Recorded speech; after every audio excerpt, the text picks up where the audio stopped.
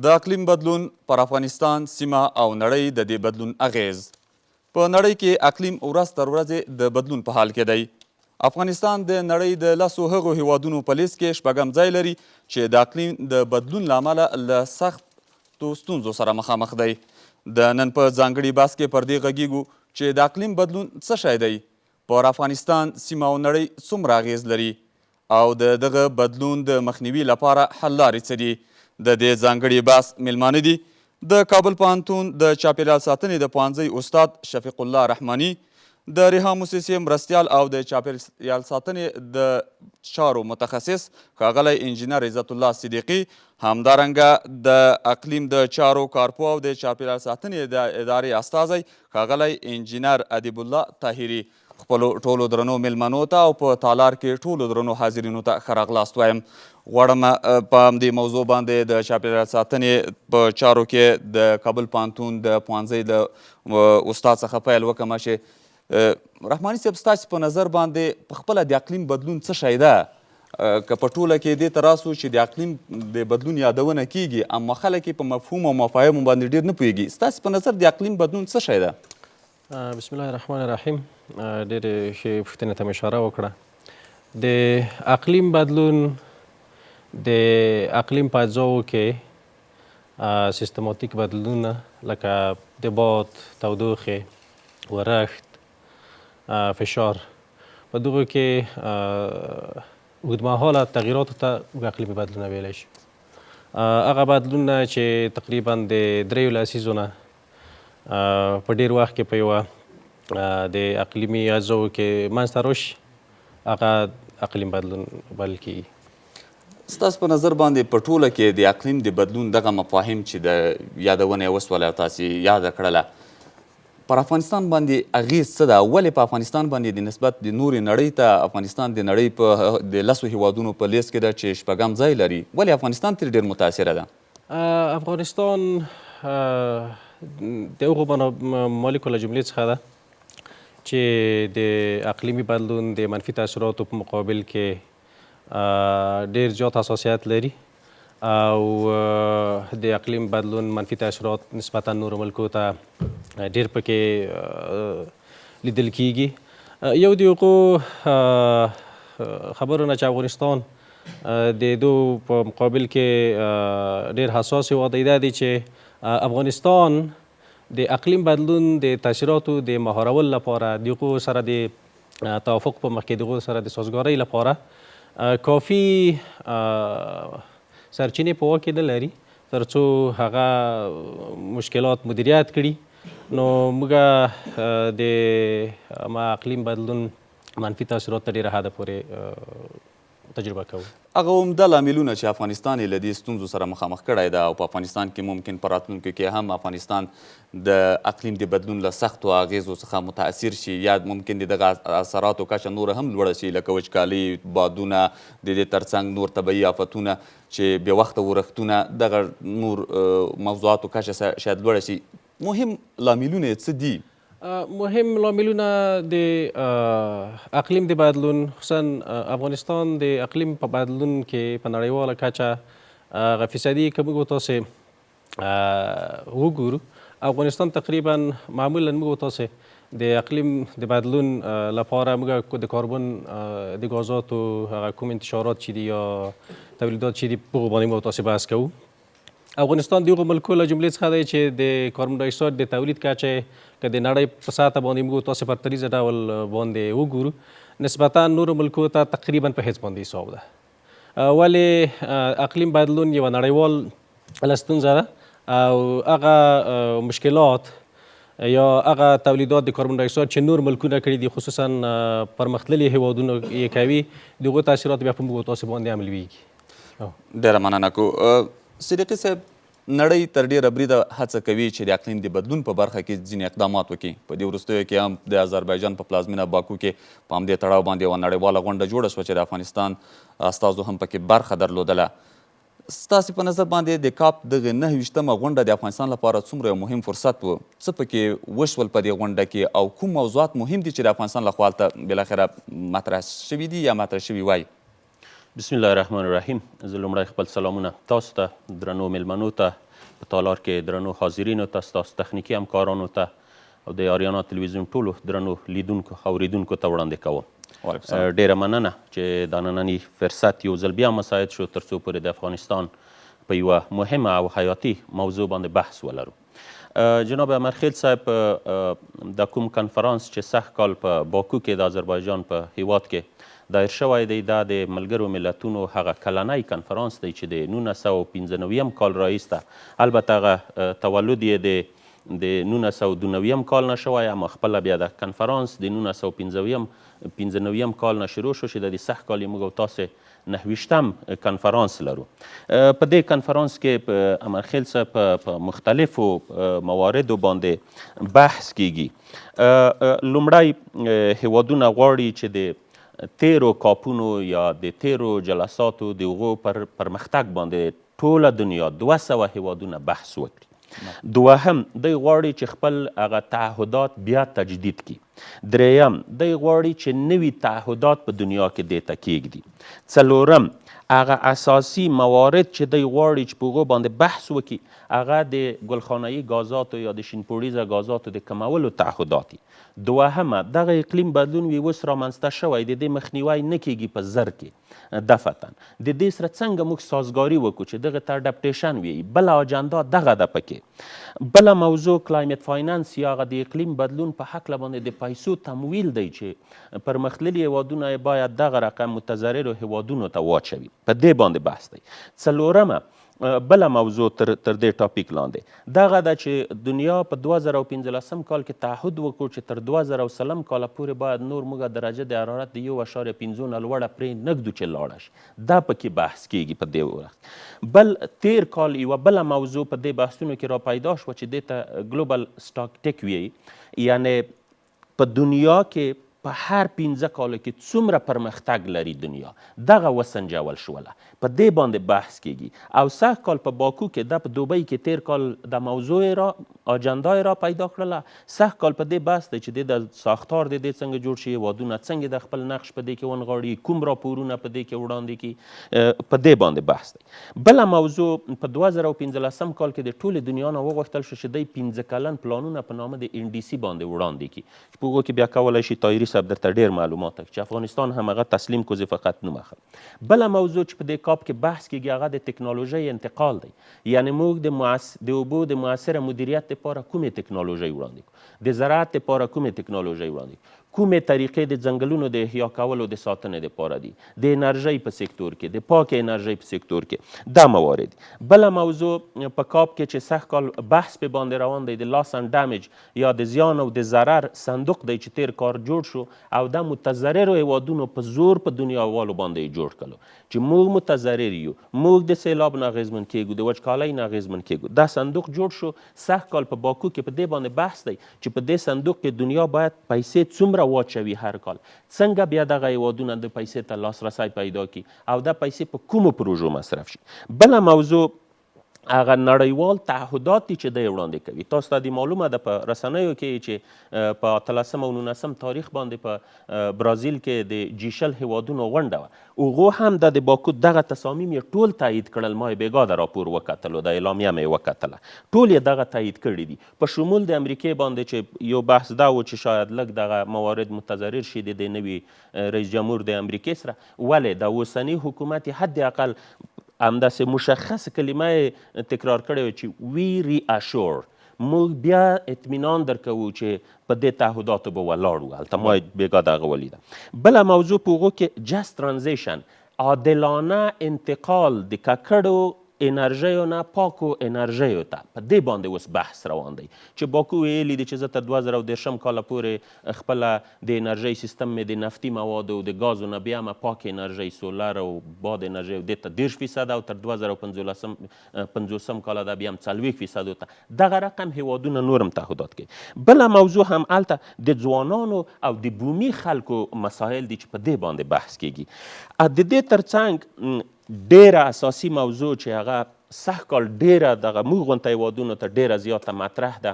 اما خیل صاحب په 2015 کال کې دنیا تعهد وکړو د پاریس د توافقنامې په اساس چې گرین کلایمټ فند یا د اقلیم زرغون صندوق کې هر کال پرمختللي هیوادوال 100 میلیارډ ډالر پکې واچوي او د متضرر هیوادونه به د هغو نه خپلې طرحې به ورکوي، پروژې به ترې اخلي. هغه ضبطي نور زوړ شو. سږ کال دی په یو بل شي باندې کار شروع کړی چې ترجمه یې ډېره سخته ده، دریو پښتو ته راوستل یې، خو دی غواړي چې دغه دوره د هر کال نه بوزي حداقل 5 کالو ته شي، 3 کلونو ته شي، په نامه د NCQG باندې یو سیستم یې نوی پیل کړی چې په دې کې دنیاوال وي یا ورې د ووایي چې موږ د 5 کلونو لپاره دغومره پیسې پکې اچوو، کال دا نه کیږي. نو په دغه کاپ کې ټول په دغه مواردو بحث دی.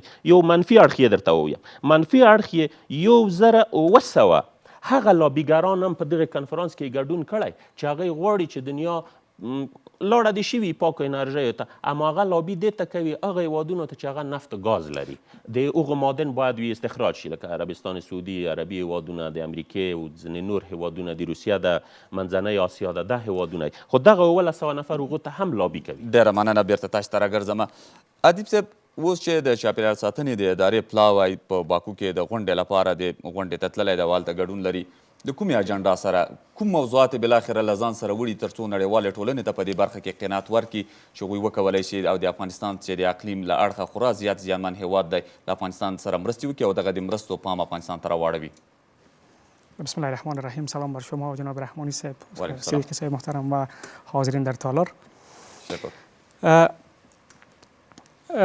از اینکه افغانستان عضویت کنوانسیون تغییر اقلیم ملل متحد را داره و در سال 1381 یا 82 بود که عضویت تغییر اقلیم را افغانستان رسما پذیرفت و بعد از او تعهدات و مسئولیت هایی را که افغانستان در قبال کنوانسیون داشت او را اجرا کردن، که اولین کاری که بود که در او زمان ارزیابی آسیب پذیری افغانستان بود که ما چقدر در افغانستان از ناحیه تغییر اقلیم آسیب پذیر هستیم. یک راپوری به نام ناپا نشر شد و از آدرس افغانستان به سکرتریت کنوانسیون تغییر اقلیم ارائه شد. بله. این برای چند سال یک سند بود که بر اساس از او میتونست که افغانستان پروژه هایی را دریافت بکنه و آسیب پذیری خود را از او طریق تونسته بودن بیان بکنه.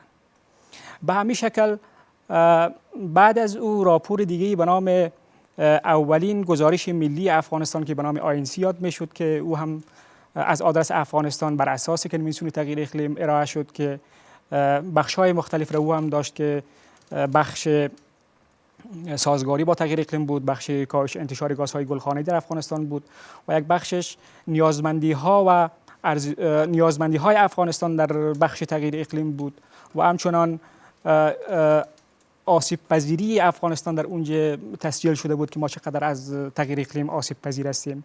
او میتونست که یک سند باشه که افغانستان بر اساس از او کمک‌های جهانی را دریافت بکنه. به همین شکل دومین راپور 4 ساله افغانستان که SNC یاد میشد او هم به همین شکل از آدرس افغانستان تهیه شد و سکرتریت ارائه شد و بعد از او که پلان ها تغییر کرد و هر 2 سال باید یک کشور باید راپور میداد که ما همچنان اولین راپور 2 ساله افغانستان را که به نام BUR یاد میشد او را تهیه کردیم که او هم چنان انتشار گاز گلخانه‌ای در افغانستان نشان میداد، آسیب پذیری افغانستان نشان میداد، مقدار پولی را که ما در این بخشا نیاز داشتیم اون نشان میداد. موضوعات که شما تذکر دادین به اساس معلومات شما چقدر تونستین که به جامعه جهانی و قناعت بدین که افغانستان یکی از کشورهای بسیار متضرر هستند از نگاه اقلیم؟ خب امیر راپوراست که نشان میده که یک کشور چقدر آسیب پذیر است و این راپورایی که یک کشور ارائه میکنه این توسط متخصصین در سکرتریت بررسی میشن و اونجا دیده میشه که یک کشور چقدر آسیب پذیر است، چقدر سهم در انتشار گازهای گلخانه‌ای داره. یعنی اونا قناعت میکنه به نظر شما؟ خب معلوماتی که شما ارائه کردین اونا چون بر اساس راهنمودی که ساخته میشه برای اونا قابل قبول است. اگر بر اساس راهنمود هیئت بین المللی تغییر اقلیم اگر ساخته نشه این گزارشات اون بر اونا قابل قبول نیست. دقیقاً این بسیار راپورهای دقیق بر اساس اونمو گایدلاین ها ساخته میشن. یعنی تا حالا شما کدام چراغ سبز دریافت کردین در این مورد؟ خب ببینیم همین که نماینده ای از افغانستان امسال در کاپ شرکت میکنه، این خودش یک چراغ سبز است برای افغانستان، به خاطر که در 3 سال یا در 3 کاپ از افغانستان دعوت صورت نگرفته بود، ولی بر اساس تلاش هایی که از مجراهای مختلف صورت گرفت، چه از نهادهای دیپلماتیک، چه از طریق سازمان‌های بین‌المللی در افغانستان و همچنان دادخواهی‌هایی که در افغانستان صورت گرفت از طریق موسسات مختلف، مثلا نمونهش ما میتونیم که موسیرها چند وقت پیش یک برنامه را که در قسمت داشتن، این فشارهایی بود که حداقل دنیا را وادار به این ساختن که باید از افغانستان هم در ای کاپ دعوت بکنن و دقیقاً اهمیت این را ما گفته میتونیم. اولین اهمیتش چیست که اولین بار است که از دولت از افغانستان میتونن از امارت اسلامی یک هیئت در اونجا شرکت بکنن. بله بسیار تشکر. پس برمیگردم. بسیار تشکر. له لنډې دمې وروسته بیرته راګرځو.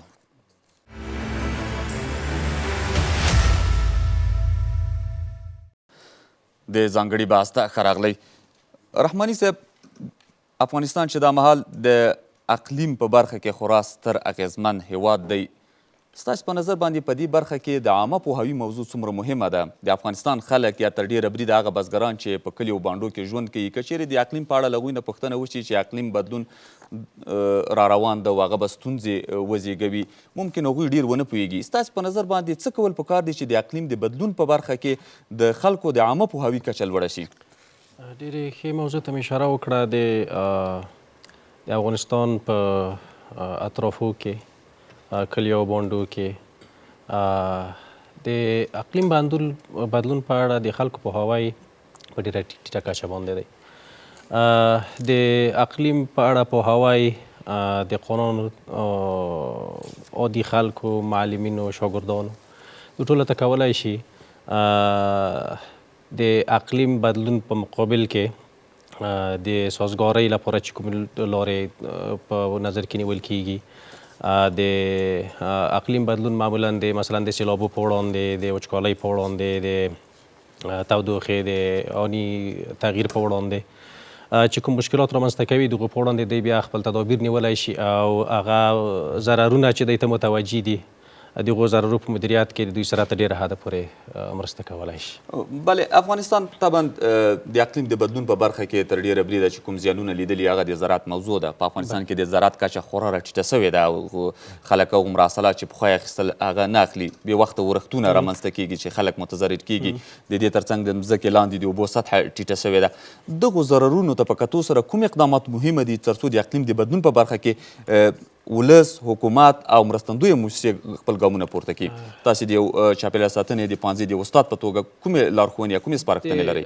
زراعت سکتور د اقلیمي بدلون د منفي تاثیراتو سره ډېر حساس دی او تر ډېر بریده پورې ډېر ضررونه لیدلي دي. موږ د زراعت په سکتور کې ډېری ضررونه د وچکالۍ له امله تجربه کوو، یا یې د سیلابو له امله تجربه کوو، یا یې د وخته ورښتو له امله تجربه کوو او بعضې وخت د په تودوخه کې د تغییر له امله هم ځینې مشکلات رامنځته کیږي. مثلا پرون سږ کال په ژمي کې د تودوخې درجه نسبت نورو کالو ته ټیټه وه. په ډېرو ځایو کې ډېرو میوهي ونو ډېر بې وخته ګلونه وکړل او بیا د سړې څپې په راتلو باندې اکثریت میوې له منځه وړل او هغه یخ وویل. نو د موږ مثلا د قانون خصوصا دولت ته پکار ده تر څو د ایرلی وارنینګ سیستم په نامه باندې یا د اقلیمي خبرونو لپاره ځینې خاص سهولتونه رامنځته کړي تر څو د قانون مخکې له مخکې نه د اقلیمي ستونزو په مقابل کې، مثلا د وچکالۍ په مقابل کې چې کوم تدابیر باید ونیول شي هغه دوی له مخکې نه باید ورته تیار وي. مثلا که یو کال سیلابي وي، په هغو کال کې مخکې له مخکې نه د قانون خپل تدابیر ونیسي چې څه وکړو او دولت هم ورسره همکاري وکړي او که چیرې مثلا د وچکالۍ په مقابل کې وي له هغه اوبو نه چې دوی یې ترلاسه کوي له هغو نه اعظمي استفاده وکړي او هغه اوبه چې دوی ترلاسه کوي هغه ته یو حده پورې راټولې کړلی شي او وروسته یې د کرنې لپاره استفاده کړي. ډېره مننه کوو. صدیقي صاحب، د کاپ 29مې نړیوالې غونډې ته په کتو سره او د دې تیر تاریخ ته په کتو سره نړیواله ټولنه څومره منسجمه سوې ده یا څومره دې موضوع ته بالاخره علاقمندي پیدا کړې چې د اقلیم د بدلون په اړه باندې جدي ګامونه واخلي؟ ځکه په ډېری مواردو کې تاسې د منفي اړخونو یا د هغو هیوادونو نومونه یاد کړل یا یو اشاره مغو برخو ته مو کوله چې هغوی د یو منفي رول لوبوي، په ځانګړې توګه هغه صنعتي هیوادونه چې په دې برخه کې ډېر زیات نړۍ اغېزمنه کړې ده. په ټوله کې نړیواله ټولنه اوس څومره منسجمه ده د اقلیم د بدلون په برخه کې، په ځانګړې توګه هغه هیوادونه چې وروسته پاتې هیوادونه دي او ممکن د اقلیم د بدلون له امله زیات زیانونه نور هم تجربه کړي؟ مننه امرخیل صاحب، ډېرې ښې موضوع ته مو اشاره وکړه تاسو. اوس چې کله موږ د کاپ غونډو ته ګورو، په دې کې موږ او تاسو وینو چې سیاسي موارد په دې کې شته. خپله د اقلیم بدلون موضوع خو تخنیکي موضوع ده، ساینس وړاندې کړي، تخنیک پوهانو وړاندې کړي. ولې د همغه 1972 کال نه چې لومړی محیط زیستي کنفرانس دایر شو او د هغو نه وروسته بیا د ملګرو ملتونو کنوانسیون رامنځته شو، د کنوانسیون رامنځته کېدل طبعا چې دا هغه تخنیکي تعهد د دنیاوالو ورته ښیي، اما کله چې دغه د دنیا هیوادونه په بلاکونو باندې وویشل شول په دې مذاکراتو کې، دغه اوس چې کوم مذاکرات په باکو کې روان دي 12-13 بلاکونه دي چې په دې کې موقف ګیرۍ کوي.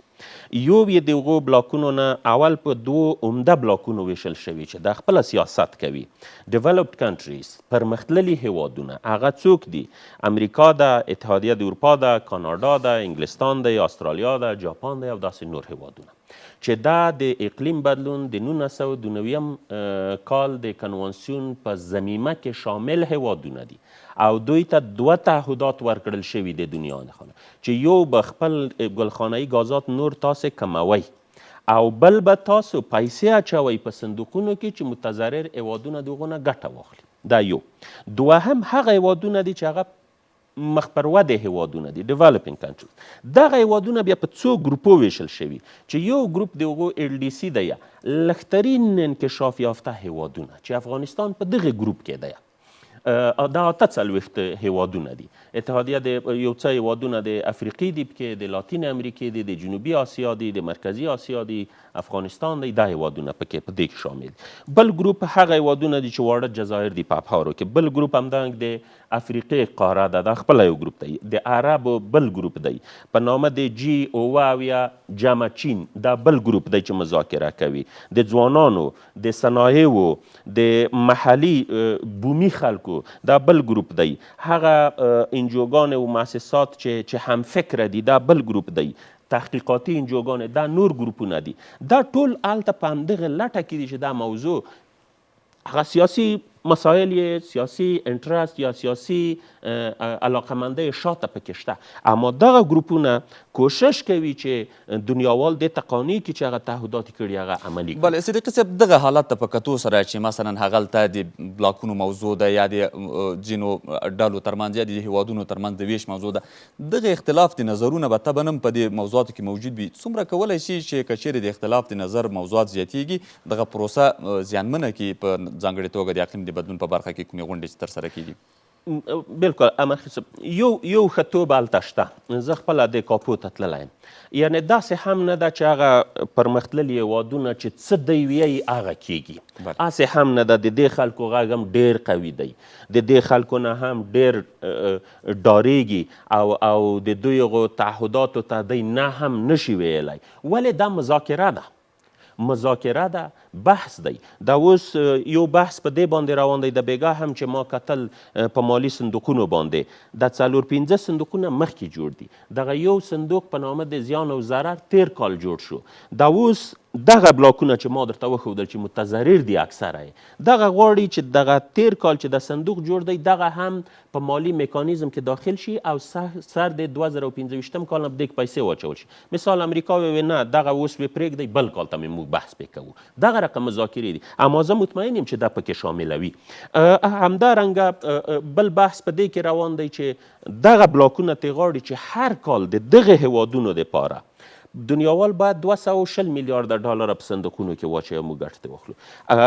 د پرمختللي هېوادونه ویي، اما دغه بلاکونه ورته ووایي چې نه تاسو باید په تریلیون ډالر کې وغږیږئ، په زرهاوو میلیارد ډالرو کې تاسو باید وغږیږئ. دا اوس بحث په دې باندې روان.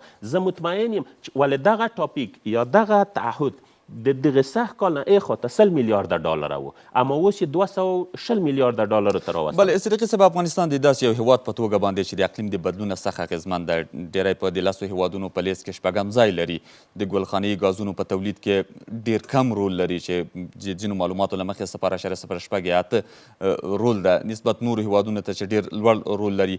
نړیواله ټولنه اوس به څومره متحده پاتې شي چې په اوسنیو شرایطو کې له افغانستان څخه د هغو بیلیونونو یا میلیارډونو ډالرو په راټولولو سره چې افغانستان سره مرسته وکړي؟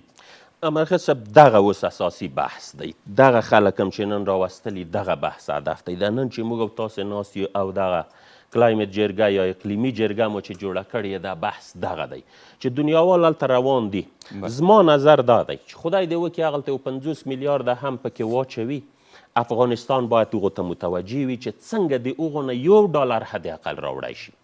اساسي بحث اوس همدلته دی چې هغه پیسې کله واچول شي یا به 100 میلیارده وي یا به 240 میلیارده وي یا به 1 تریلیون وي، د دې درې ارقامو نه وځي، په دې یوه کې دي. اما اوس هغه پیسې بیا داسې نه دي چې هغه تا ته پلیچ کړي، یعنې ووایي چې په دې کې اوس دغومره سهم د افغانستان دی، هغه ټولې دنیا ته اچوي. دغلته اوس دا تر افغانستان پورې اړه لري چې هغو پیسو ته څنګه دی برنامه سازي کولی شي، کومې پروژې ورته وړاندې کړو. هغه دومره معیارونه لري، دومره سختې دي، دومره په جنجال د هغو پیسو راوړل دي چې د حد نه وتلي. هغه نه اوس د موږ تر تلویزیونونو پورې اړه لري چې څومره عامه پوهاوی لوړولی شي، تر ما پورې اړه لري چې په مؤسسه کې کار کولی شم څومره زه خپله ونډه، تر استاد پورې څومره تحقیقات کولی شي، تر اداره پورې څومره پالیسۍ جوړولی شي، زموږ تر دولتي چارواک پورې دا اوس اړه لري چې څنګه د اقلیم بدلون موضوع که موږ درې اساسي د پالیسۍ په سطح اولویتونه لرو، یو یې باید چې د اقلیم بدلون موضوع کړي. اقلیم بدلون موضوع اوس په اقتصاد کې داخله ده، په امنیت کې داخله ده، د صلح موضوع ته داخله ده، د منازعاتو په راوستو کې داخله ده، د بېځایه کېدو مشکلات رامنځته کوي، د فقر لامل کیږي. نو چې داسې یو ستونزې سره مواجه، نو دا طبعا چې هغه خپل د پالیسۍ اړخ پیدا کوي. دا اوس تر موږ تاسو پورې اړه لري چې څنګه کولی شو موږ تاسو د دې پیسو نه ګټه واخلو. د 2004 نه تر 2021 کاله پورې چې زه معلومات لرم، په حدود د 200 میلیونه ډالرو کې افغانستان ته د دغه فنډونو راغلي، په حدود د 200 میلیون. او دغه لکه دراپ ان د اوشن، هغه لکه قطره په بحر کې داسې یو شی دی. باید د موږ هدف حد اقل د 2025 کال نه تر 2015 یا تر 2023 او تر 15 پورې باید دا $100 میلیون ته لاړ شي. دغه زموږ هدف، او دې ته باید موږ ټول لاس په لاس شو. لاس په لاس څه وخت کېدای شو چې موږ د دولت د خانه دغه په اولویت کې داخله شي، چې موږ اوس د چاپیریال ساتنې ملي ادارې نه هم دا غوښتنه ده، د بهرنیو چارو وزارت نه، د مالیې وزارت نه، د افغانستان د اسلامي امارت د مشرتابه نه هم دا غوښتنه، تر څو پورې دې موضوع ته اولویت ورکړي. هغلته امکانات شته، راځئ چې لاس په لاس سره ورکړو او د هغو امکاناتو نه ګټه واخلو. افغانستان فوقالعاده متضرر هیواد دی. زموږ نه تنها چې زراعت او اوبه، 10 سکتورونه زموږ د اقلیم بدلون نه متضرر دي. بله، ډېره زیاته مننه کو صدیق صاحب له تاسو نه.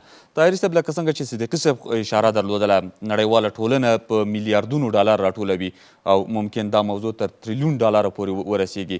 تاسې به بالاخره د کومې برنامې له مخې وتوانېږئ چې له دغې لویې خورجینې څخه د افغانستان لپاره یو څه فنډ راوباسئ، یو څه امکانات راوباسئ؟ ستاسې ظرفیت ته په کتو سره، تګلارې ته په کتو سره، څه پالیسي او کومو پروژو او د کومو پلانونو له مخې به وتوانېږئ چې دغه مرستې افغانستان ته راجلب کړئ؟ تشکر از سوال شما. همونطور که صدیقی صاحب فرمودن، افغانستان در لیست کشورهای خارج زمینه یک است، یعنی کمترین کشور در جمله کشورهای کمتر توسعه یافته است.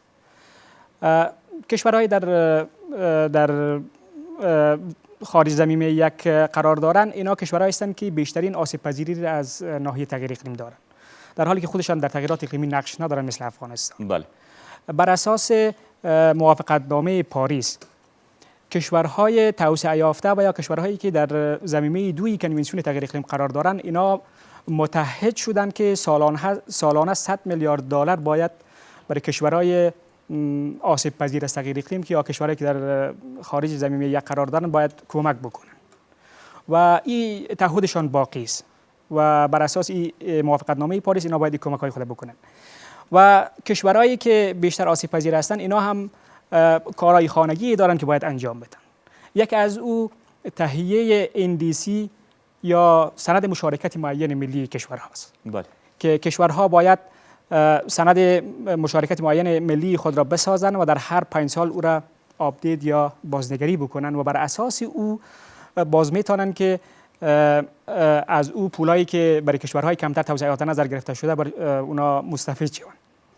و چیز دیگه ای که پولی که اونجا در صندوق ها وجود دارن اینا به شکل بسیار تقسیم نمیشه بین کشورهای آسیب پذیر و این نیازمندی است که باید کشورها اونمو شرایط را که سکرتریت تمام صندوق ها در نظر دارن او را باید اول پوره بکنن، یعنی کانسپت نوت ها و پروپوزال هایی که با شرایط صندوق ها برابر باشه او را تهیه بکنن، از آدرس یک اداره‌ای که به عنوان نقطه تماس بین افغانستان و سازمان ملل متحد معرفی شده باید از طریق او باید بره و این بعداً اونجا بررسی میشه و وقتی که بررسی میشه اونجا شاید نظری داشته باشن صندوق‌ها خصوصا سکرتریت‌ها و او پس دوباره به افغانستان میآین و باز نظرات دیگه در او اضافه میشه یا خلاصه باید اون شرایطی که اونا در نظر دارن باید او را پوره بکنن. بعد از او میشه که کشورهای مثل افغانستان از او صندوق‌ها مستفید شوند. یعنی ما باید اون شرایطی که اونا در نظر دارن ما او را باید پوره بکنیم از هر لحاظ. حالا چه بر لحاظ پالیسی و مقرراتی که ما در افغانستان باید داشته باشیم، اسناد و مدارکی باید در قسمت تغییر اقلیم داشته باشیم، راپورایی که بتونه ارزیابی بتونه از آسیب پذیری ما را در اونجا نشان بده او را ما باید داشته باشیم. بسیار راهی که ما میتونیم با این صندوق‌ها دسترسی پیدا کنیم. برمیگردیم. لنډه دمې وروسته بحث ته دوام ورکوو.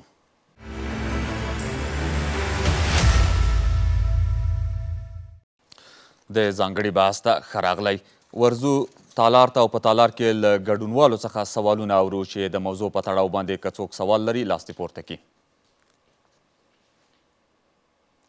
مهرباني وکړئ خپل نوم ووایئ او سوال مو مطرح کړئ. مایک ورته ورکړئ.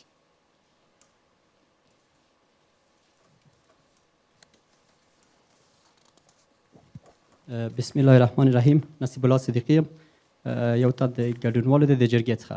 مهرباني. زما سوال دا دی د ښاغلي صدیقي صاحب څخه او بیا د استاد محترم چې نقش د مؤسساتو د دادخواهۍ او تطبیق د پروژو کې څه ده؟ یعنی تطبیق د پروژې د آگاهی‌نامه یا سازګاري په دې پروژو کې د مؤسساتو نقش څه ده؟ ډېره زیاته مننه کوو. بل څوک کومه پوښتنه لري؟ مهرباني وکړئ دوم قطار کې مایک ورکړئ شاته. بسم الله الرحمن الرحیم. عبدالوارث پاسدار هستم، یکی از شورای کنندگان. مهربان. چرا افغانستان از بلای طبیعی آسیب پذیر است و از کدام نقطه نظر آسیب پذیری زیاد داره و در کدام رده قرار داره؟ مسعود جهانی. خیلی سلامت باشید. بسیار تشکر. زنده باشید. بل څوک سوال لري؟ اول قطار کې مایک ورکړئ. بسم الله الرحمن الرحیم. نوم مصطفی میرزایی دی، کابل پوهنتون محصل. پوښتنه مې له طاهري صاحب څخه دا ده چې په د تیرو دریو کاپ کنفرانسو کې چې افغانستان د ځینو سیاسي ستونزو له امله نشي کولی شرکت وکړي، کوم تخنیکي او مالي فرصتونه له لاسه ورکړي دي؟ وبخښئ که سوال یو ځل بیا تکرار کړئ. کوم تخنیکي او مالي فرصتونه افغانستان له لاسه ورکړي دي ځکه افغانستان په دغه تیرو دریو کاپ کنفرانسو کې شرکت نه درلود؟ ډېره زیاته مننه کوو. کورماده په وروستي قطار کې یو ورور سوال لري، مایک ورته ورکړئ.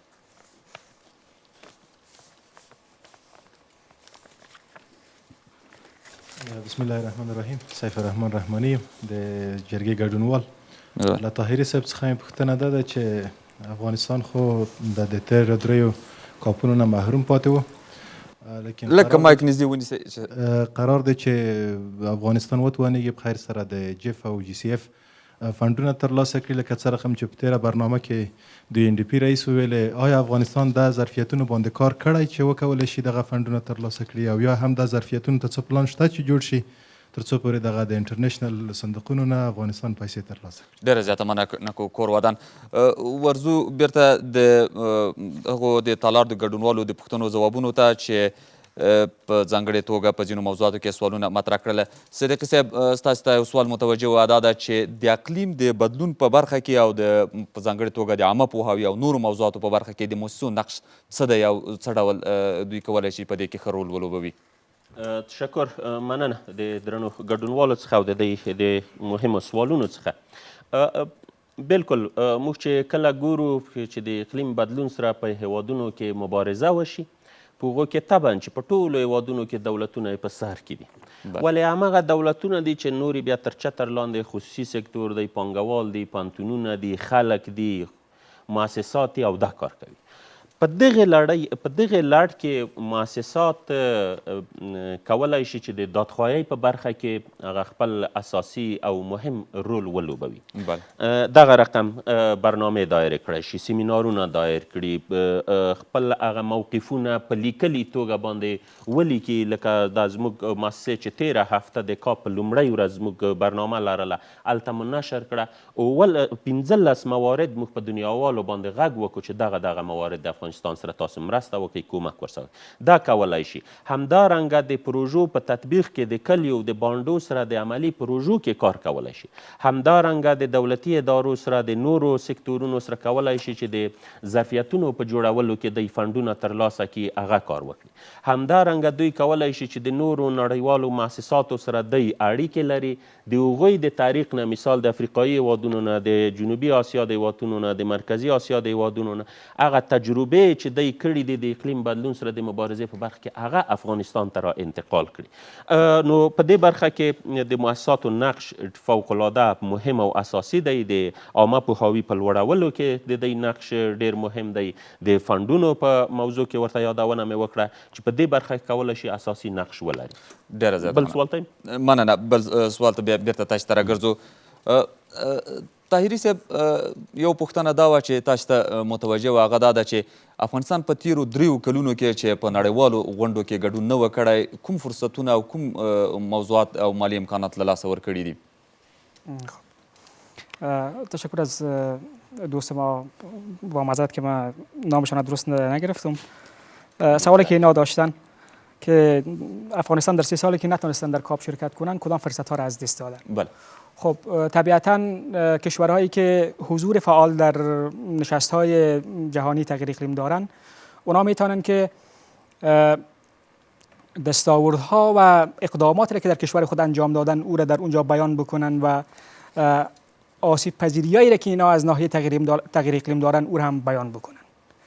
یعنی بیان بکنن که کشورشان چقدر از ناحیه تغییر اقلیم آسیب پذیر است و اینا ضرورت به کمک‌های جامعه جهانی دارن. خب طبعا که در کاپ تصامیم گرفته میشه که برای کشورهای کمتر توسعه یافته چه مقدار پول باید داده شود، یا مثلا در کدام بخش‌ها و در کدام پروژه ها کمک‌های صورت بگیرن. طبعا وقتی که ما نتانیم در چنین نشست‌ها شرکت بکنیم، ما از امی امتیاز مالی که برای کشورهای کمتر توسعه یافته در نظر گرفته میشه محروم میشیم. خب متاسفانه ما در 3 سالی که یا در 3 کابی که نتونستیم از افغانستان شرکت بکنیم و کسی هم نتونستن که از آدرس افغانستان اونجا لابی بکنن و طبعا که ما از فرصت‌های مالی که در اونجا وجود داره ما خب طبعا محروم میشیم. بله، یک سوال که اینجا که مطرح میشه و مردم افغانستان در ذهن خود داره ای است که اداره محیط زیست در مورد محیط زیست کدام کارا را انجام داده؟ خصوصا در این سال که فعلا دولت جریان هستند، دستاورد شما چی هستند؟ خب اداره ملی حفاظت محیط زیست 4 ریاست مسلکی داره. یک ریاستش ریاست تغییر اقلیم است که ما از اون ریاست نمایندگی میکنیم آمدیم. ریاست به نام ریاست نظارت تفتیش داریم که بیشتر در بخش آلودگی ها کار میکنن و همچنان ریاست حفظ میراث های طبیعی است که در بخش تنوع حیات فعالیت دارند و همچنان ریاست انکشاف پایدار. یک ریاست یا یک بخش دیگه ای است. بله طاهري صاحب طبعا تاسو چې د کوم ریاست په استازیتوب باندې یا کوم بخش په استازیتوب دلته راغلي ستاسو لاسته راوړنې مشخص څه دي په دې برخه کې دا د ژمی راورسېد د هوا په کابل او لویو ښارونو کې بیا مخ په ککړېدو د اقلیم طبعا دا د تغییر په حالات کې دی مشخص ستاسو لاسته راوړنې څه دي؟ یکی خب این مشخص شود که تغییر اقلیم با آلودگی هوا فرق خود داره. مثلا ما هر آلودگی را نمیتونیم بگیم که تغییرات اقلیمی هست و هر تغییرات اقلیمی را ما نمیتونیم بگیم که آلودگی پور نقش لري د هوا ککړتیا طبعا داره بله. ولی از زمانی که اداره ملی حفاظت محیط زیست عضویت کمیسیون تغییر اقلیم را حاصل کرده خب شرایطی که در اونجا نیاز بود اونا را اداره محیط زیست تانسته که او را پوره بکنن یا با او باید خود عیار بکنن که او عبارت از تهیه راپورها بود، تهیه استراتژی ها بود که ما استراتژی تغییر اقلیم داریم، استراتژی و پلان عملی تغییر اقلیم داریم، پلان ملی سازگاری با تغییر اقلیم داریم، اقدامات مناسب ملی کاهش انتشار گازهای گلخانه‌ای را در افغانستان داریم، تهیه سندهای بله طاهری صاحب یک موضوع مطرح میشه که موضوعات استراتژی و پلان و پالیسی در افغانستان بسیار زیاد مطرح میشه اما در عمل باز چیز دیده نمیشه در عمل چی جریان داره؟ دقیقاً ببینیم قبل از آمدن امارت اسلامی در افغانستان ما 32 پروژه را از مکانیزم‌های مالی جهانی تغییر اقلیم تحت کار داشتیم. بله یک تعداد این پروژه ها عملاً در حال تطبیق بود. یک تعداد این پروژه ها در پایپلاین میگیم یا در حال کار کردن بود که یا در حال پیشرفت بود که رویش کار میشد که باید او را افغانستان به دست بیارن و بعضی پروژه هایی بود که از طریق مکانیزم‌های مالی تغییر اقلیم که عبارت از جیف باشه و GCF باشه و ادپتیشن فند باشه این در شوراهای اونا تقدیم شده بود و اونا رویش کار میکردن و قرار بود که این 32 پروژه تقریبا در معادل 800 میلیون دلار در افغانستان تطبیق شود. خب متاسفانه با ارتباطی که افغانستان با سازمان ملل متحد داشت این قطع شد. فعلا تمام این پروژه ها در حال تعلیق قرار دارند و تنها در طول این 3 سال که ما تانستیم از او پروژه های تعلیق شده تنها 2 پروژه را ما از حالت تعلیقش بکشیم که فعلا تقریبا در حدود 10 میلیون دلار است که در تقریبا 4-5 ولایت افغانستان فعلا در حال تطبیق است که او در بخش مدیریت پایدار جنگلات و استفاده از زمین است. به همین شکل ما پروژه های مختلف دیگه را داریم که از شکل خرد و کوچکش که موسسه محترم رها 2 پروژه در بخش دارند که در رابطه با تغییر اقلیم است. به همین شکل ما با WCS یک پروژه را داریم که در حدود 1.16 میلیون دلار است در بخش مدیریت پایدار پارک ملی نورستان و به همین شکل پروژه را که ما همراه GIZ داریم تقریبا در بخش موثریت انرژی است. اینا کارهایی است که ما فعلا در حالی که ما را به رسمیت نمیشناسند و ما فعلا نقشی نداریم بیشتر در سکرتریت و در اینجا ولی بازم این پروژه است که از طریق تلاش‌های اداره ملی حفاظت محیط زیست و خصوصا ریاست تغییر اقلیم به دست آمده. ډیره مننه کوم طاهر صاحب بیرته تاسو ته راګرځم له لنډې دمې وروسته بیرته راګرځو.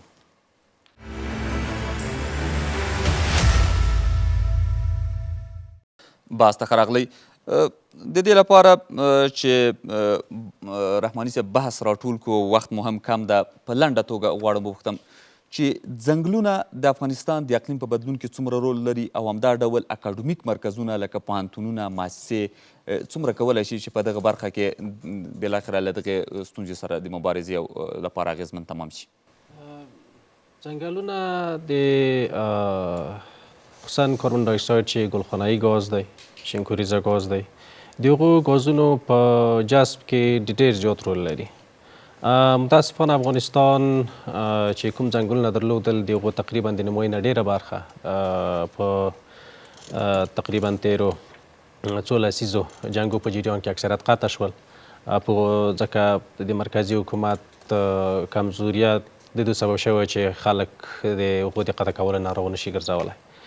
تقریبا اوس په افغانستان کې موږ څه باندې 1 سلنه جنگالات پاتې دي. موږ په افغانستان کې تقریبا 2.5 سلنه جنگالات درلودل. یعنی ستاسو په نظر چې د ځنګلونو رول خورا زیات مهمه ده په دې برخه کې. مننه. که راته ووایې په خپله پوهنتونونه په دې برخه کې په ځانګړې توګه څه کولی شي چې د اقلیم د بدلون په برخه کې بالاخره د هغې مرسته وکړي؟ پوهنتونونه د علمي مراکزو په خاطر چې خلک د افغانستان آینده راتلونکی تربیه کوي، د خلکو د آگاهۍ د سطحې په لوړولو کې تر ډېره حده پورې کار کولی شي او د اقلیمي بدلونونو د منفي تاثیراتو په وړاندې د توافقي لارو چارو د هغه لارو چارو چې هغه د افغانستان د شرایطو لپاره تر ټولو مناسبې دي د هغو په ډېره زیاته مننه. پیشنهادولو کې تر ډېره پورې کار کولی شي. ډېره مننه کوو. صدیق صاحب، طبعا تاسې چې په کوم بخش کې کار کوئ او ځینې مؤسسات چې په دې برخه کې هلې ځلې کوي، ستاسې او ستاسې موسسې په دې برخه کې څه کړي دي او څه لاسته راوړنې لري؟ شکر، مننه. فقط دغه ورور ځواب پاتې شو ډېر لنډ، هغه ته یوه اشاره یو کوم. بل پوښتنه هم پاتې ده چې هغه به وروسته بیا طاهري صاحب په لنډه کې جواب کړي. وخت کم ده، مهرباني. سمه ده، مننه. لومړی د خپل ځواب ته راځم.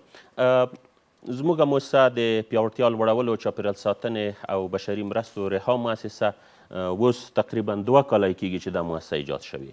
هماغه کوم مزل چې زموږ موسسې طی کړی دی د ټولو همکارانو په شاهد دي چې په 15 کلونو کې نه طی کېږي د نورو مؤسساتو د خانه. دا اوس عملا موږ 4 پروژې مو تطبیق کړي. یوه پروژه مو وردګو کې وه چې په همدغې میاشت کې خلاصه شوه. هغه ځوان یې مسؤل و.